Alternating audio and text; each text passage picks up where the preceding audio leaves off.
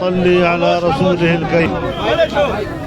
میرے بھائیوں، میرے دوستوں، آج یہاں پر بٹھنی قوم کا ایک احتجاجی دھرنا ہے اور وہ اپنا حق مانگ رہے ہیں۔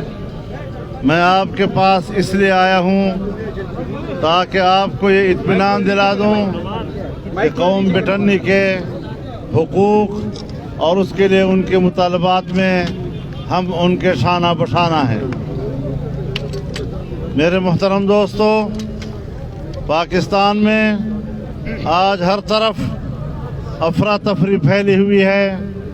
قبائل کے ساتھ ماضی میں جو مظالم ہوئے ہیں، انضمام کے بعد جو ان کے ساتھ ظلم کیے جا رہے ہیں، ان کے نقصانات کی تلافی نہیں ہو رہی، نقصانات کے معاوضے نہیں دیے جا رہے، نااہل حکومت سے کیا توقع کی جا سکتی ہے؟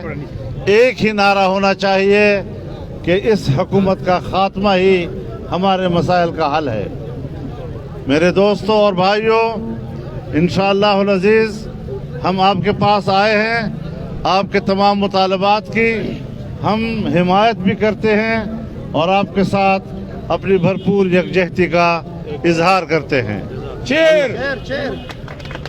اللہ تعالیٰ آپ کو کامیابی بخشے گا۔